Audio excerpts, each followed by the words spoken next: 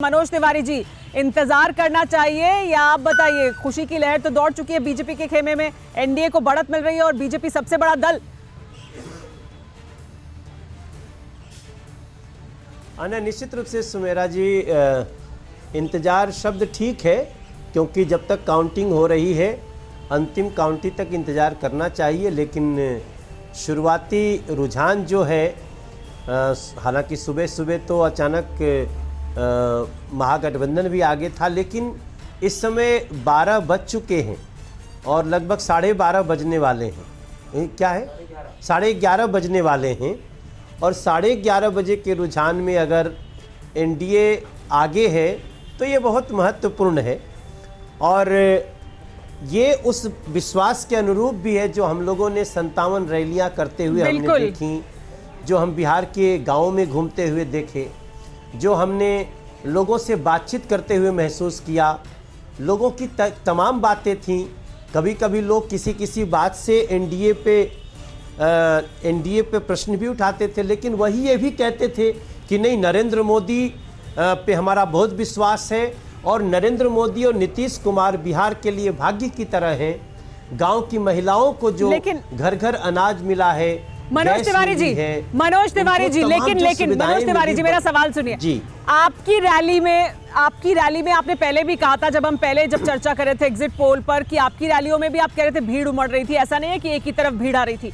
तो मैं आपसे ये जानना चाहूंगी, वो जो भीड़ आ रही थी, जिसकी चर्चा लगातार होती तेजस्वी यादव की रैलियों में, उस भीड़ ने भी फायदा पहुंचा दिया? इधर लोगों को लगा कि वापस फिर वही राज आ जाएगा, फिर वही कार्यकाल आ जाएगा आरजेडी का, इस वजह से और बड़ी संख्या में आपको वोट मिल गए, डर की वजह से? क्या ऐसा है?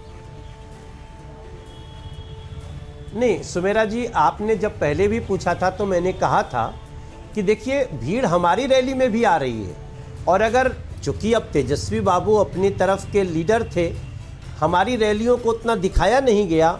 आप भी जब कभी अपनी टीम को बोलिएगा, आज भी अगर दिखाएगी तो आपको लगेगा कि हम लोग की रैलियों में तेजस्वी बाबू से थोड़ा ज़्यादा लोग भी आते थे और वो बहुत ध्यान से सुनते थे, मंथन करते थे, बिहार के भविष्य को लेकर के चर्चा में शामिल होते थे। ठीक है, हम जब बात करते थे तो वन वे नहीं बात करते थे, लेकिन कि हम आए और पूछे तुम लोग वोट दोगे ना। हाँ, हम आते थे तो उनकी भी सुनते थे। कई बार हमने 50,000 की सभा में टॉप किया।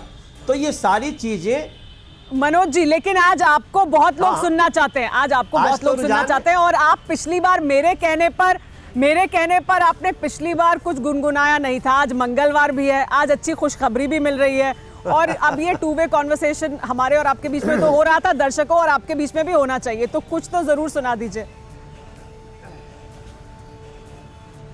मैंने एक प्रार्थना किया था कि अरे यहाँ से आगे बढ़े बिहार, कदम तू उठावा ये भैया, सबका साथ सबका विकास के धुन गावा ये भैया, नरेंद्र मोदी नीतीश जी के साथ निभावा ये भैया। मैंने ये भी कहा था कि बड़ी मुश्किल से उठल बिहार, कदम तू सजावा ये भैया भैया भैया। और हमने कहा था कि बिहार के युवा बढ़े, बिहार की बेटियां पढ़े, ऐसन दल के साथ तू आवा ये भैया, नरेंद्र मोदी जी के विश्वास बनल बा जगावा ये भैया। और लोगों ने अभी जो रुझान देख रहा हूं वो अच्छा लग रहा है, लेकिन मैं रुझान को भी रुझान मानता हूं। मनोज जी, आपने TV9 भारतवर्ष के लिए भी, हमारे खास शो राज्याभिषेक के लिए भी गाना गाया था और उसमें बहुत अच्छी नसीहत आपने बिहार की जनता को दी थी। तो वो नसीहत बिहार की जनता ने मानी है कि बिहार के, आपको क्या लगता है? नहीं, एक्चुअली मैं TV9 भारतवर्ष का धन्यवाद देना चाहता हूं।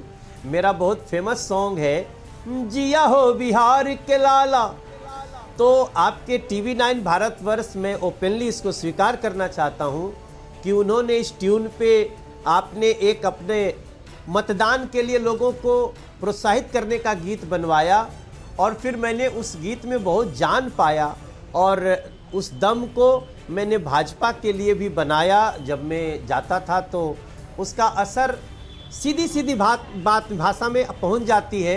तो टीवी 9 भारतवर्ष का भी धन्यवाद दे रहा हूं जब मैं ये रुझान देख रहा हूं, इसलिए कि आपने नहीं, हमने सिर्फ लोगों से अपील की थी कि वो जाकर वोट करें और जो वो समझते हैं कि बिहार के लिए अच्छा है उसके पक्ष में वोट करें। बिहार की जनता ने बड़ी संख्या में निकलकर वोट किया है, कोरोना काल में वोट किया है, तो इसके लिए बिहार की जनता के लिए जरूर बिहार की जनता को धन्यवाद करना चाहिए। धुआं धुआं सा ये शहर क्यों दिखता है, सुना है बाजार में धुएं का सामान बिकता है। ये दिवाली सिर्फ दिए वाली।